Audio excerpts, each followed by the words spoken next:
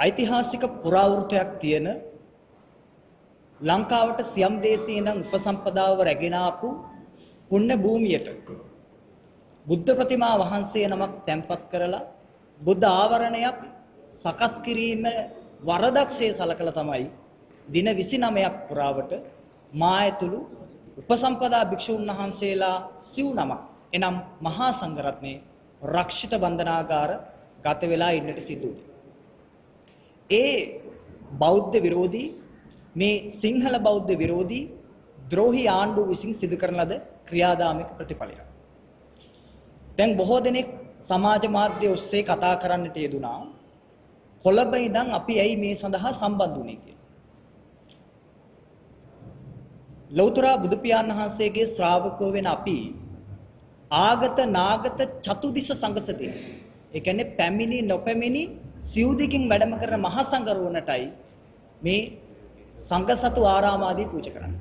විශේෂයෙන් උතුරු නැගෙනහිර ප්‍රදේශවල මහා සංඝරුවන ඇතුළු සිංහල බෞද්ධ ප්‍රජාව බොහෝ දුක් කම්කටොළු වලින් පිරුණු ජීවිතයක් ගත කරන්නේ. ඉතින් අපි ඉතිහාසයේ පටන් උතුරු නැගෙනහිර ජනතාව කෙරෙහි බොහොම සංයමයෙන් සාවධානයෙන් ඔවුන්ගේ අභිවෘද්ධිය තකා වැඩ කටයුතු කරනවා. ඒ අතරතුර අපිට ආරංචි වෙනවා මේ ත්‍රිකුණාමලයේ සම්බුද්ධ ජයන්ති බෝධිරාජ විහාරස්ථානයේ එනම් සියම් දේශෙන් උපසම්පදාව රැගෙන ආපු තැන ස්වාමීන් වහන්සේට කරදරයක් සිදු වුණා කියලා. මේක ආරංචි වෙලා හොයලා බැලුවට පස්සේ මේ තැන ත්‍රිකුණාමලයේ පළවෙනි දහම් පාසල තිබිච්ච තැන. ඉතින් ඒ නිසා අපි තීරණය කරනවා ත්‍රිකුණාමලයේ පළවෙනි දහම් පාසල ආරම්භ කරන්න ඕන කියලා. ඒ සඳහා තමයි අපි ත්‍රිකුණාමලයේ සී සම්බුද්ධ ජයන්ති බෝධිරාජ විහාරස්ථානට වැඩම කරන්නේ. වැඩම කරලා සුනාමියෙන් බෙදවැටුණු පැරණි පාදම මත නැවත අලුතින් දහම් පාසල ආරම්භ කරන්නට අපි ඔබ දන්නවා ඉස්සෙල්ලාම අපි බුදුරජාණන් වහන්සේට තමයි ගෞරව කරන්නේ. ඉතින් උන්වහන්සේගේ බුද්ධ ප්‍රතිමා වහන්සේ නමක් තැන්පත් කරන්න බුද්ධ ආවරණයක් සකස් කළා. අපි බුදු පිළිම වහන්සේ නමක් වඩම්බනවා. විහාරස්ථානයක් තියෙනවා. විහාරාධිපති ස්වාමීන් වහන්සේ නමක් ඉන්නවා. වෙරළ සංරක්ෂණ අධිකාරිය අවසර තියෙනවා. ඒ නිසා අපි බුද්ධ ප්‍රතිමා වහන්සේ නමක් තැන්පත් කළා. බුද්ධ ආවරණයක් සකස් කරලා. පටන් ගත්ත මොහොතේ ඉඳන් ත්‍රිකුණාමල වරාය OIC මහත්තයා ඇවිල්ලා කියනවා වෙරළ සංරක්ෂණ අධිකාරියේ ඔබ වහන්සේලාට පැමිණිල්ලක් තියෙනවා කියලා. ඒතර අපි අහනවා පැමිණිල්ලක් තියෙනවා නම් මහත්තයෝ කියන්න අපි එන්නම් විභාගයේ සඳහා. පැමිණිල්ලක් පෙන්වන්නේ නැහැ. ඔහු පිටත් වෙලා යනවා. ඊට දුරකථනයෙන් කියනවා මේක කරන්න දෙන්න බෑ හාමුදුරනේ කියලා. අපි කියනවා පැමිණිල්ලක් තියෙනවා නම් කියන්න අපි විභාගයට එන්නම් කියලා. ඊට පස්සේ ටික වෙලාවක් ගියාට පස්සේ සිවිල් ඇඳුමක් ඇඳගත්තු පිරිසක් එනවා. මැරකල්ලියක් වගේ. කඩාගෙන බිඳගෙන ඇවිල්ලා මේක කරන්න දෙන්න බෑ හාමුදුරනේ. මං අහන පුතුමා කවුද? මම මේ පළාත SSP කියලා කියනවා. එතකොට පියහනවා මහත්තයෝ පැමිණිල්ලක් තියනවා නම් කියන්න අපි එන්නම්. මේක කඩා ඉවත් කරන්න හදනවා නම් අධිකරණ නියෝගයක් කරන් එන්න ප්‍රශ්නයක් නැහැ කියලා. නමුත් ඒක නැතුව අපි බලා ගන්නම් කියලා මේක කොහොමත් හෙට කල්ලා අයින් කරනවා කියලා තර්ජනය කළ විහාරස්ථ භූමියෙන් යනවා. ඊට ටික වෙලාවක් ගියාට පස්සේ ප්‍රශාන්ත අක්මීමන ප්‍රාදේශීය മന്ത്രിවරයා එනවා. ඇවිල්ලි ඉවරලා මේවා කමක් නැහැ හම්දුරනේ කරගෙන යන්න කියලා කියනවා. ආපහු හවස එන SSPත් එක්ක ප්‍රශාන්ත අක්මීමන മന്ത്രിවරයා ඇවිල්ලා මේක නවත්තන්න කියනවා. දැන් ඔබට පැහැදිලි වෙන්න ඕනේ මේ පින්කමක් සිද්ධ කරනවා භික්ෂුන් වහන්සේලා එක්ක එකතු වෙලා. ඒ පින්කමක් සිද්ධ කරනකොට ඒ පින්කම වළක්වන්නට පොලිසිය මැදිහත් වෙනවා. පස්සේ රාත්‍රී කාලයේ වෙනකොට අපි බුද්ධ ප්‍රතිමා වහන්සේ තැන්පත් කළා පිරිත් කියලා මිනිස්සුන්ට අනුශාසනා කළ මිනිස්සු ගෙදර ගියාට පස්සේ මේ විහාරස්ථානයේ වට කරන පොලිස් නිලධාරීන් විසින් 200ක් පමණ පොලිස් නිලධාරීන් එකතු වෙලා කැරලි මර්දන ඒකක එකතු වෙලා මොකටද මේ වට කරන්නේ? අපි හන ඇයි මේ පොලිස් නිලධාරීන් මොකද්ද මේ ප්‍රශ්නේ? මොකුත් උත්තර දෙන්නේ නැහැ. ඊට පස්සේ ලස්සන ගේට්ටුවක් තියෙද්දි ඇතුළට එන්න පිවිසුම් මාර්ග දෙකක් තිබීදී කම්බි වැට කපාගෙන ඇවිල්ලා අපිට පහර දීලා බුද්ධ පිළිමේ පැහැරගෙන යනවා. එද්දී අපි කියනවා අපිට ගහන්න එපා කියලා. අපේ භාණ්ඩාගාරිකතුමේ කියනවා දායක සභාවේ රුපියල් 50,000ක් තියෙනවා. ඉතුරු වෙලා 50,000 දෙන්නම් හාමුදුරන්ට ගහන්න එපා කියලා. පහර දීලා බුදු පිළිමේ පැහැරගෙන යනකොට අපි බුදු පිළිමේ බදාගෙන ගෙනියන්න එපා මේක අපේ ආගමික අයිතිය කියලා කියනවා. පූජා භූමියේ ඔප්පුවක් තියෙන ඉඩමක් කියලා කියනවා. ඒ කිසිවකට මේ ද්‍රෝහී ආණ්ඩුවේ පොලිසිය මේ මැර පොලිසිය අහන්නේ නැහැ. පහර දීලා අපේ ඇඟෙන් ලේ වැක්කිරෙනවා. සිවුර ගැලවෙනකන් අපිට පහර දෙනවා. අවසානයේදී අපි රෝහල්ගත වෙන්නේ පොලිසියේ පහර දීමත් එක්ක. මුතුකුඩේ කඩලා ගහන අපේ සුකිත වංශ හාමුදුරුවන්ට මේ පලාත මිදිමෙනවා. උන්වහන්සේ ගුරු වෘත්තියේ නියැලෙන කෙනෙක් නිසා ප්‍රශ්නයක් වෙයි කියලා හොස්පිටල් ඇඩ්මිට් වෙන්නේ නැහැ. තරම් අහිංසක හාමුදුරුවෝ 4 නම. ඊට පස්සේ හොස්පිටල් ඇඩ්මිට් වුණාට පස්සේ ටිල්ලින් මහත්තයා මේ කතාව දන්නවා. ටිල්ලින් මහත්තයා දුරකථන ඇමතුමක් අරගෙන කියනවා මේ විදිහට මේක විසඳගමු කියලා. හැබැයි අපි සටන් පාවා දෙන්නේ නැහැ. අපි දන්නවා අනුර කුමාර දිසානායක මහත්තයා ඉන්දියාවත් එක්ක ගිවිසුම් 7ක් ගහලා ඉන්දියානු පෝර්ට් සිටිය හදන්න තමයි මේ මහන්සි වෙන්නේ කියලා. 30000ක් ජීවිත පරිත්‍යාග කරලා ලක්ෂයක් අබ්බගාත වෙලා තාත්තලාට දරුවෝ අහිමි කරගෙන මේ රැකපු පුණ්‍ය භූමියේ හමාගෙන ඉන්නේ රණවිරුවන්ගේ ප්‍රාණවායුව. ඒ ප්‍රාණවායුව හුස්ම ගන්න අපි ඉන්දියානු බලහත්කාරයට අපි අනුර හරහවත් යටත් වෙන්නේ නැහැ. අපේ සභාපතිතුමා කිව්වා වගේ ජනාධිපතිවරයෙක් කියලා කියන්නේ తాවකාලික පාලකයෙක්. ඔහු දැනගන්නට ඕනි මේ සිංහල බෞද්ධ රාජ්‍ය මතු අනාගත පරම්පරාවට සුරක්ෂිත කොට දායාද කරන්න. ඒකට තමයි ආණ්ඩු ක්‍රම ව්‍යවස්ථාවේ 9 වෙනි වගන්තිය ප්‍රකාරව කියන්නේ බුද්ධ ශාසනය සුරක්ෂිත කොට පෝෂණය කළ යුතුයි කියලා. ඒ උල්ලංඝනය කරමින් පහර දෙනවා. අවසානයේදී පහර දීලා අපි හොස්පිටල් එකේ ඉන්නකොට ඊට පස්සේ මේ කියන කතාව සුනිල් වටකල මහත්තයා දන්නවා. සුනිල් වටකල මහත්තයා යම් කෙනෙක් හරහා කියනවා ලෙටර් හෙඩ් එකයි සීල් එකයි අරගෙන ජනාධිපති ලේකම්කාරට එන්න කියලා. මොකටද? ඉන්දියානු පෝර්ට් සිටිය හදලා අදානි හරි අම්බානි හරි ව්‍යාපාරිකයෙක් ගෙනල්ලා මෙතන හෝටලයක් හදලා මේ ඊටම මොකක් හෝ දෙයකට ඉන්දියානු ව්‍යාප්තවාදයට පාවිච්චි කරන්න. අපි යටත් වුණාද? අපි යටත් උන්නේ නැහැ. අපි කියනවා නෑ අපි ඉන්නේ නෑ. ඊට පස්සේ තමයි අපි එකතු වෙලා මුළු මහා සංඝ රත්නයත් බෞද්ධ මහා සම්මේලනත් ඒක රාශිය වල අපි තීරණය කරන්නේ අපි මේ බලහත්කාරයට යටත් වෙන්නේ අපිට ගහපු පොලිසියට එරෙහිව අපි නීතිමය ක්‍රියාමාර්ග ගන්නවා.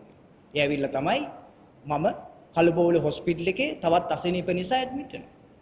මෙන්න පොලිසිය කියනවා කස්සප හිමියන් ප්‍රකාශයක් දීම ප්‍රතික්ෂේප කළා කියලා අධිකරණයේ නොමග යවනවා.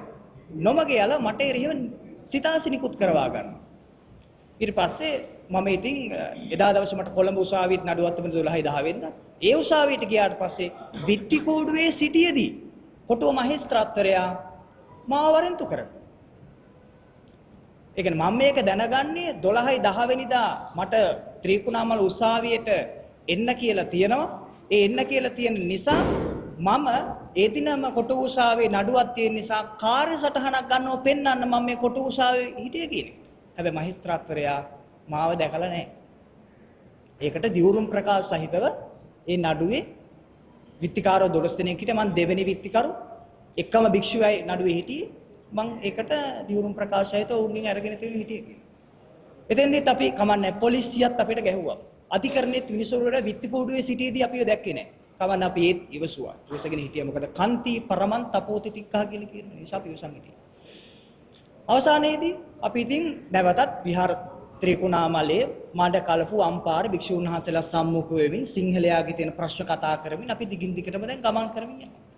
ඊට පස්සේ අපි මේ නඩු වාර්තාව අපිට හම්බ වෙනවා. මේ පොලිසිය විසින් අපිට නඩුවක් පවරලා අපිට ගහලා ඊට පස්සේ අප හොස්පිටල් ඇඩ්මිට් වෙලා පොලිස් පැත්තට පැමිණිලි කළා.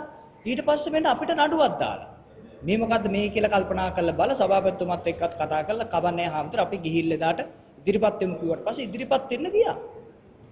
දැන් මං දැක්කා නිවුස් වල ගානවා පොලිසිය විසින් අත්අඩංගුවට අරගෙන උසාවියට ඉදිරිපත් කරා කියලා. එහෙම එකක් උන්නේ නැහැ.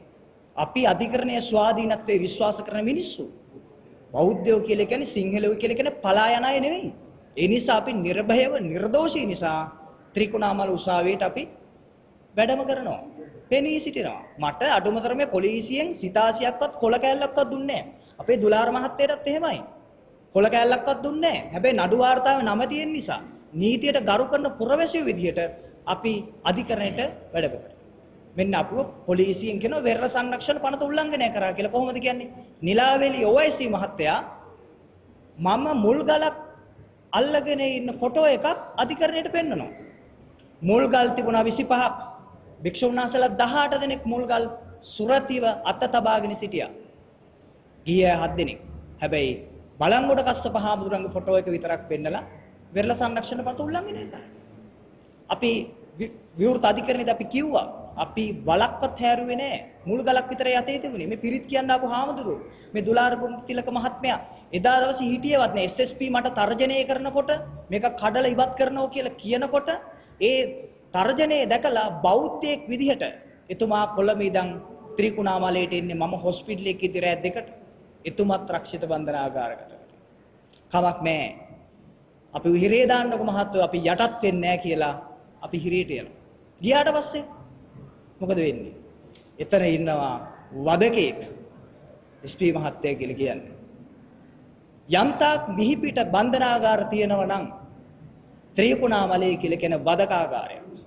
ගියාට පස්සේ SP මහත්තයා මොකද කියන්නේ? SP ප්‍රේමවංශ මහත්තයා. ඌ කැඳවලා කියනවා මම මෙන්න මේ අහවල් බන්ධනාගාරෙද්දි මම ගැහුවා එක්කිනෙකුට සිරකරුවෙකුට අසූචි පිට වෙන්න. අසූචි ටික සරමට තමයි එකතු කරගත්තේ. මේ අපිට ඇයි මේ අසූචි පිට වෙන්න ගැහුවා කියලා කියන්නේ? කමන්නේ. අපි ඒකත් ඉවසගෙන හිටියා. ඊට පස්සේ මේ බන්ධනාගාරයට මලිත් කියලා සිරකරුවෙක්. ඒ සිරකරුවට හෑන්ඩ් කප් දාලා බන්ධනාගාර වටේ දුවනකම් ගැහුවා. මහේස්ත්‍රාත් අධිකරණය සහ මහා අධිකරණයෙන් අපනිකුත් කරනවද කියන එකට ලිපිය දෙනවද නැද්ද කියලා මම තමයි තීරණය කළේ කියලා. පව් කියලා දරුව ගැන හිතලා ලිපිය නිකුත් කරා කියලා. මම විවෘත අධිකරණයේදී ඇහුවා. එතකොට ත්‍රිකුණාමල මහේස්ත්‍රාත් අධිකරණය සහ මහා අධිකරණය අපනිකුත් කිරීමේ බලය තියෙන්නේ කාටද? බන්ධනාගාර අධිකාරීවරයාටද කියලා මහේස්ත්‍රාත්තුමාගෙන් මම විමසුවා. එතකොට මේ නිර්ධන පන්තියේ නායකයෙක් ඇවිල්ලා පොදු මහ ජනතාව වෙනුවෙන් සේවය කරනවා කියලා කටයුතු කරන කෙනා යන යුගයක්. ඒ බන්ධනාගාර පිරක්ෂිත බන්ධනාගාරයේ දින 29ක් හිටියා. ඒ දින 29 පුරාවට ඔය අනුර කියනවා නම් ජාතිවාදයේ වපුරනවා කියලා අපේ සිවුරු ටික හොදලා දුන්නේ මුස්ලිම් මිනිස්සු. අපිට දානි ටික පිළිගන්නේ බන්ධනාගාර නිලධාරීන් අපිට හීල් දානේ ගේන්න දෙන්නේ නැති වෙනකොට තමන් හංගගෙන හිටපු ලුණු දෙහි ටික දීලා ඒ චිලි පේස්ට් ටික දීලා අපේ හාමුදුරනේ ඔබ වහන්සේට දාන්නේ නැහැ නේද කියලා දානි ටික දුන්නේ මුස්ලිම් දෙමළ මිනිස්සු. අපි හොඳට එකට ජීවත් වුණා. ඒ බන්ධනාගාරයේදී අපි ඉදිරිපිට අපි ඉන්න ෂෙල් එකට ඇවිල්ලා බන්ධනාගාර නිලධාරීන් මුස්ලිම් කෙනෙකුට පහර දුන්නා. ඒ පහර දීම වැළැක්වුණේ අපි මැදිහත් වෙච්ච හින්දා. අවසානයේදී අපි මැදිහත් වෙලා කියන මොහු හොස්පිටල් එක කරන් යන්න ඕන. මොකද බිම දාලා පාගලා ගැහුවේ. මං කියන්නේ මෙහෙම වෙන්න පුළුවන්ද? සැකකරුවෙකුට එහෙම පහර දෙන්න පුළුවන්ද? එහෙම තමයි මේ ත්‍රිකුණාමල බන්ධනාගාරේ හැටි. අපි හිටපු තැන.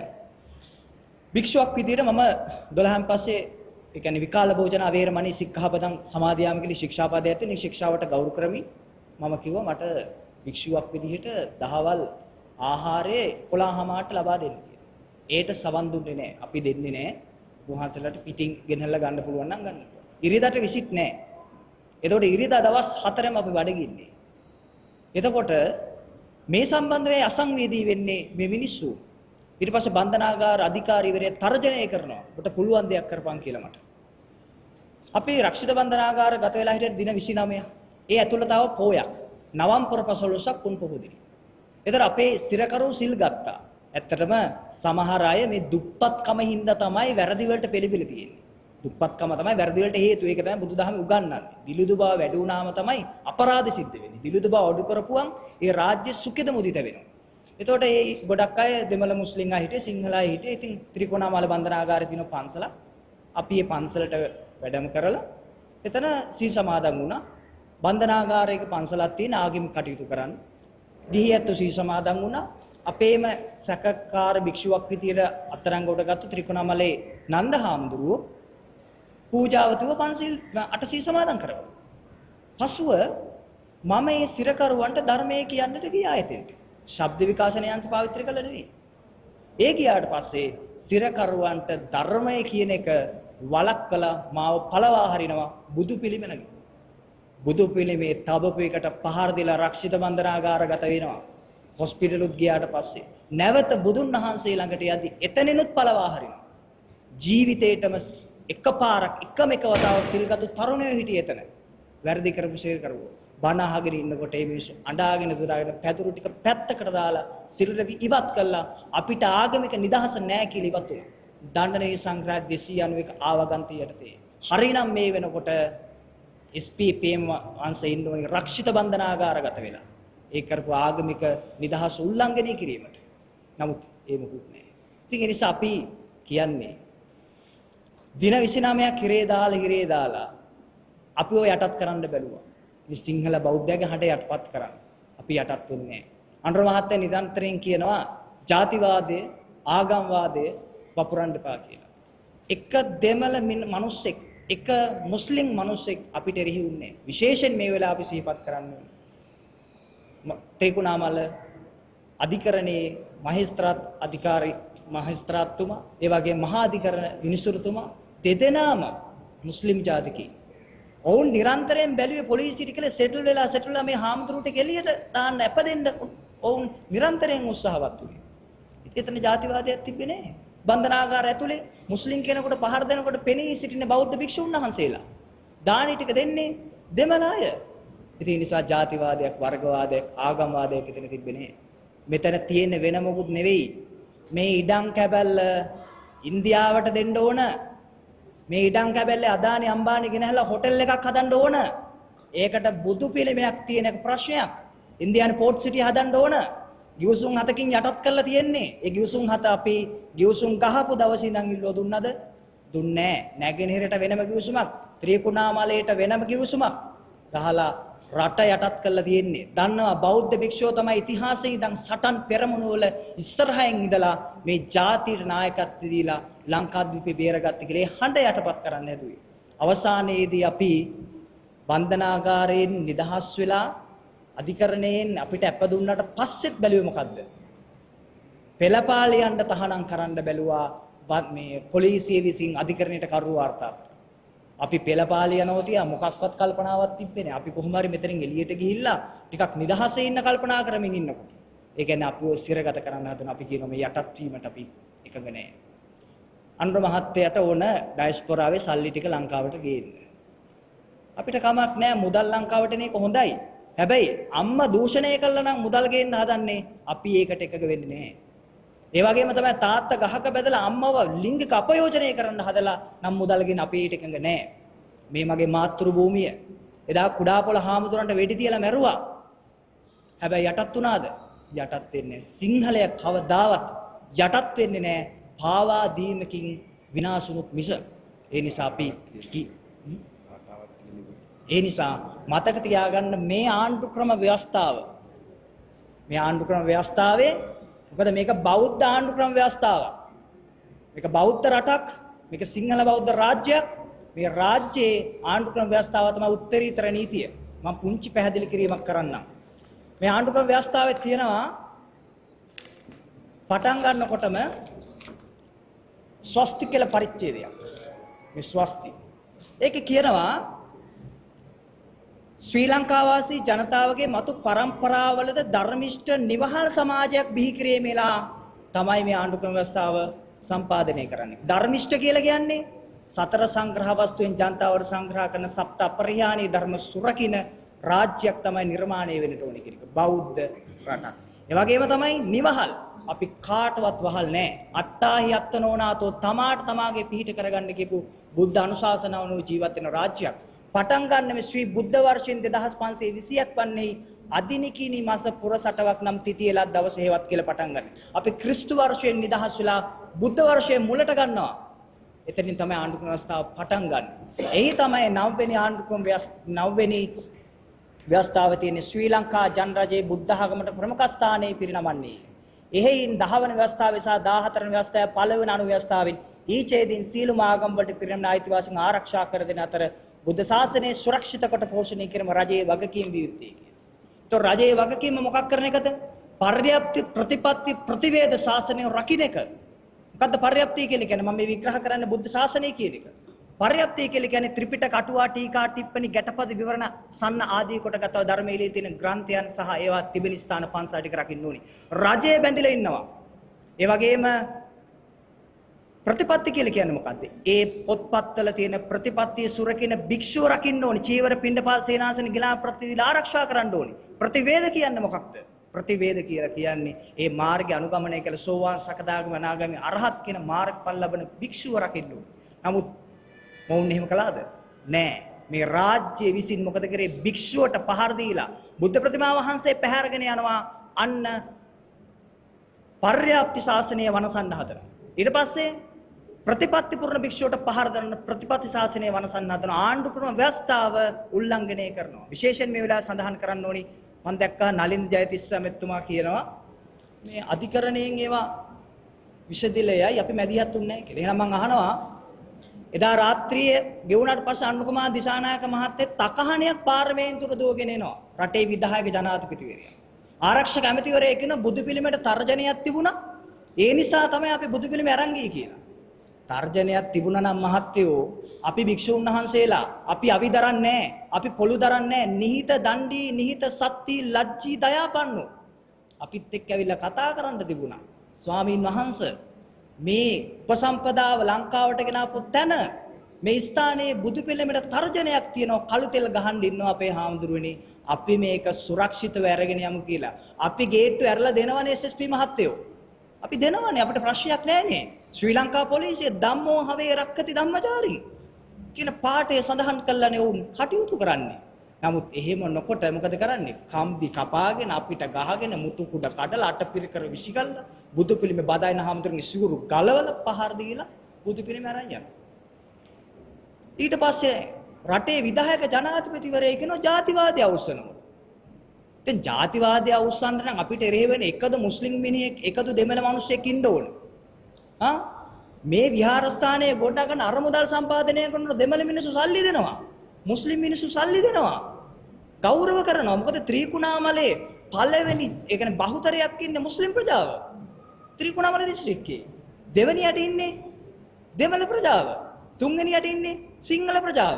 ඉතින් අපි සහයෝගයෙන් ජීවත් වෙනවානේ. ඉතින් පොලිසිය ඇවිල්ලා පහර දෙනවා. පහර දීලා බුදු පිළිමේ පැහැරගෙන යනවා. ඊට පස්සේ ජනාධිපතිවරයෙක් කියන ජාතිවාදය උස්සන්න එපා.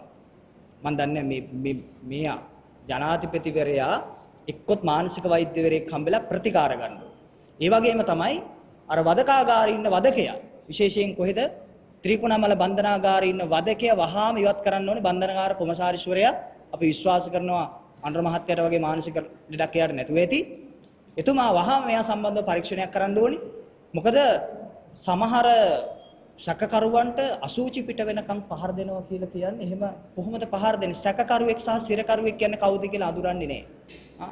ඊළඟට භික්ෂුන් වහන්සේ නමකට දාන දෙන එක වළක්වනවා. ධර්ම දේශනා කරන එක වළක්වනවා. ඉතින් මේ සියල්ල කරන්න මොකද? රාජ්‍ය විසින් මේ භූමිය ඉන්දියාවට පවරා දෙන්න තියෙන උවමනාව නිසා. ඒ නිසා අපි කියනවා ආණ්ඩුක්‍රම ව්‍යවස්ථාවේ අවසානයේ සඳහන් වෙනවා දේවෝ වස්සසු කාලේන සස්ස සම්පatti හෝතුච පීතෝ භවතු ලෝකෝච රාජා භවතු ධම්මිකෝ කියලා. රාජා භවතු ධම්මිකෝ කියලා තමයි දැන් කියන්න තියෙන්නේ. මොකද රජු දැහැමි නෑ අදැහැමි. රජු භික්ෂුවට පහර දෙන මම දැක්ක තවත් භික්ෂුන් වහන්සේලාට නොඑක් නිന്ദා අපහාස අවලාද අවවර ප්‍රසාදිත වීම කරනවා.